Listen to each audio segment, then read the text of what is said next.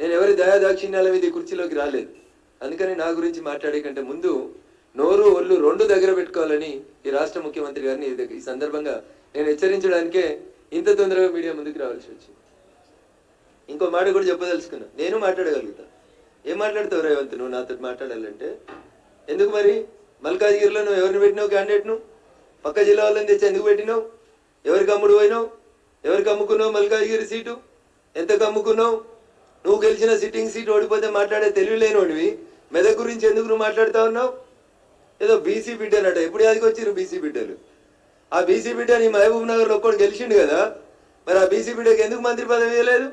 ఆ కులం మీద అంత ప్రేమ ఉంటే, బీసీల మీద అంత ప్రేమ ఉంటే క్యాబినెట్లో సగం ఎందుకు ఇవ్వలే? ఏదో బీసీ కులగణన చేస్తాం కాంగ్రెస్ చెయ్యి, 6 నెలల నుంచి ఎవడొద్దన్నాడు? సర్పంచ్ ఎలక్షన్లలో కూడా ఇదే రిజల్ట్ వస్తుంది. ఆడలేక మధ్యలో ఓడిందని గెలవడం చేతగాక సొంత ఊర్లో గెలవనున్నాడు, పక్కన ఉన్నవాడికి సుద్దులు చెప్తాడు.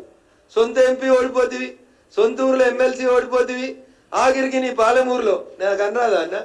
వంశీచంద్ అంటే నీకు పడదు, వంశీచంద్కి ఢిల్లీలో పరపతి ఉంది కాబట్టి వంశీచంద్ని ఓడగొట్టేందుకు నువ్వు ఒక పక్క పార్టీకి మద్దతు ఇచ్చినావని నాకు అనరాదా అన్న? నేను మస్తుగా అనగలుగుతా, మంచి మంచి మాటలు అనగలుగుతా, తలకాయ ఆడబెట్టుకోవాలని కూడా అర్థం కాని మాటలు అనగలుగుతా. కానీ నేను అంటలేను, ఎందుకంటే మా అమ్మ నాన్న నాకు సంస్కారం నేర్పించారు కాబట్టి. నువ్వు ఇన్ఛార్జ్ తీసుకున్న చేవెళ్ళు ఓడిపోతివి, నీ సొంత జిల్లా మహబూబ్ నగర్ ఓడిపోతివి, ఆఖరికి నువ్వు సిట్టింగ్ ఎంపీ ఉన్న మల్కాజ్గిరిలో మూతోడు జవాబు ఇచ్చిరు మల్కాజ్గిరి ప్రజలు. ఏం మాట్లాడుతా ఉన్నావు? నాకు హరీష్ రావు సపోర్ట్ చేసినది, నీకు చేతనైతే భుజంగరావు అనేటువంటి ఏసీపీ చెప్పిన స్టేట్మెంట్ మీద ఎందుకు హరీష్ రావు అనేటువంటి అరెస్ట్ చేస్తలేవో చెప్పు. ఓటుకు నోటు కేసులో నిన్ను పట్టపగలు బొక్కలు ఇరిచి గుంజుకపోయారు కదా, మరి ఇలా భుజంగరావు చెప్పిన స్టేట్మెంట్ మీద హరీష్ రావుని కాపాడుతుంది ఎవరో చెప్పాలి రేవంత్ రెడ్డి. ఎందుకు అరెస్ట్ చేస్తలేవు హరీష్ రావుని? కాళేశ్వరంలో కుంభకోణం అయింది, ఎవరు? నీళ్ల మంత్రి హరీష్ రావు కాదా?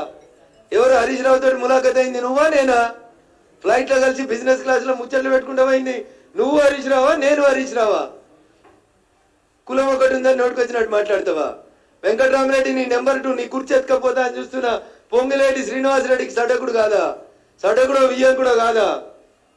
నీకేమన్నా చేతనైతే ముందు నీ అడ్మినిస్ట్రేషన్ చూసుకో. రఘునందన్ రావు అనేటోడు ఎన్నికలు జరుగుతున్నటువంటి టైంలో 150 సార్లు సిద్దిపేట సిపికి ఫోన్ చేసిండు, మెదక్ ఎస్పీకి ఫోన్ చేసిండు, సంగారెడ్డి ఎస్పీకి ఫోన్ చేసిండు. బీఆర్ఎస్ పార్టీ అభ్యర్థి వెంకటరామరెడ్డి అనేటోడు ఓటుకు 1000 రూపాయలు వంచుతుండు, పట్టుకొని రని 150 ఫోన్ కాల్ చేసిన, నీ డీజీపీకి చెప్పిన, మీ ఇంటెలిజెన్స్ ఐజీకి చెప్పిన. మేం పోయి కార్లు పట్టుకొని కొడతామంటే పోలీసు వాళ్ళు వచ్చిర్రు. ఓటుకు 1000 రూపాయలు వంచితే ఆపడం చేత కానీ నువ్వు, నీకు అడ్మినిస్ట్రేషన్ తెలుసు, నీకు పోలీసు వాడు కంట్రోల్ ఉన్నాడు, నీకేమవుతుందని రేవంత్ రెడ్డి ఏం తెలుసు? నీకు ఏం తెలుసు అంటున్నా? వెంకటరామరెడ్డి పైసలు వంచుతుంటే ఎందుకు నీ తెలంగాణ పోలీసు వాళ్ళు ఆపలేకపోయినరో చెప్పు. నేను 20 ఎఫ్ఐఆర్లు చెప్పించిన, పోయి చేగుంటల ఫామ్ హౌస్ లో 8 కోట్లు ఉన్నాయంటే నీ పోలీసు వాళ్ళు రాకపోతే మేము పోయి దాడి చేస్తామంటే అప్పుడు వచ్చింది నీ పోలీస్. గదానికి సమాధానం చెప్పు. గివి చెప్పడం చేత కాదు. ఒక్క పోలీసోడైనా నీ మాట వింటుండా? ఒక్క పోలీసోడు ఒకవేళ వింటే వెంకటరామరెడ్డి పైసలు వంచుతుంటే నువ్వు బీసీ బిడ్డ అయినటువంటి నీలమ్మదికి మా మెదక్ జిల్లాలో అన్యాయం ఎందుకు చేసినావు? టీఆర్ఎస్ వాడు బీఆర్ఎస్ వాడు 1000 రూపాయలు ఓటుకు వంచుతుంటే నీ సొంత పార్టీని గెలిపించుకోక వెంకటరామరెడ్డికి ఎందుకు సద్దులు మోసిండు నీ శ్రీనివాసరెడ్డి? పైసలు ఎట్లొచ్చినాయి మా మెదక్ జిల్లాకి? దగ్గర 200 కోట్లు ఖర్చు పెట్టారు మెదక్ పార్లమెంట్ మీద బీఆర్ఎస్ పార్టీ. 6 ఎమ్మెల్యేలు నిలుసోని పైసలు వంచిరు ఓటుకు 1000 రూపాయలు. ఏది నీ police? Where is mister DGP? ఏరి మా పోలీస్ కమిషనర్లు? తీసుకో నా టెలిఫోన్ కాల్ హిస్టరీ. ఒక్కొక్క ఎస్ఐకి ఎన్నిసార్లు చేసిన, ఒక్కొక్క సిఐకి ఎన్నిసార్లు చేసిన, ఒక్కొక్క సిపిని ఎన్నిసార్లు కాల్ చేసిన అడుగు. పిలువు, మీటింగ్ పెట్టి రేపు ప్రగతి భవన్లో వస్తా, సెక్రటరియట్కి పిలువు, సమీక్ష పెట్టి వస్తా. నా టెలిఫోన్ అఫీషియల్ నెంబర్ నుంచి నేను పోలీసు వాళ్ళని బతిలాడినా, బెదిరించిన, సార్ పైసలు వంచుతూ వచ్చి పట్టుకోమని చెప్పి. గది చేతగాలేదు నీకు, కానీ నువ్వు వచ్చి కథలు చెప్తా ఉన్నావు. రేపు వాళ్ళ ప్రియ మిత్రుడు హరీష్ రావు గారిని సిద్దిపేటలో కూడా ఓడగొట్టేది భారతీయ జనతా పార్టీ కాబట్టి ఇప్పటి నుంచే ఏదో ఒక రకంగా హరీష్ని కాపాడేందుకు శుద్ధులేస్తా ఉన్నాడు. లేకపోతే ఎందుకు పట్టుకుంటలేవు? కేసీఆర్ని ఎందుకు పట్టుకుంటలేవు?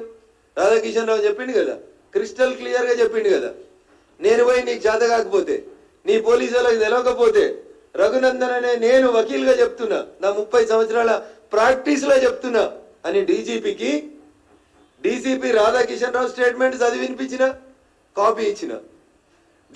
ఏసీపీ భుజంగరావు స్టేట్మెంట్ చదివి వినిపించిన, అండర్లైన్ చేసి చెప్పిన ఎక్కడ వాళ్ళు చెప్పిన అనేటువంటి విషయం. అదే రకంగా సిఐ సాయి కిరణ్ ఏం చెప్పిండో చెప్పిన. వెంకట్రామరెడ్డికి వ్యతిరేకంగా ఇన్ని సాక్ష్యాధారాలను తీసుకొచ్చి నేను ఎన్నికలకు 10 రోజుల ముందు మీ డీజీ గారికి ఇస్తే ఎందుకు అరెస్ట్ చేయలే వెంకట్రామరెడ్డిని? అచ్చా, పొంగులేటి శ్రీనివాసరెడ్డికి వియ్యంకుడని అరెస్ట్ చేయలేదా? లేకపోతే గెలిచినాక వెంకట్రామరెడ్డి గారు, హరీష్ గారు, మిగతా మా మెదక్ జిల్లాలో ఉన్న బీఆర్ఎస్ ఎమ్మెల్యేలు అందరూ కలిసి మీ పార్టీలోకి వస్తారని చెప్పి ఏమన్నా ఫ్లైట్లో ఒప్పందం చేసుకున్నారా రేవంత్ రెడ్డి గారు? నాకైతే అంతే అనిపిస్తుంది. అందుకనే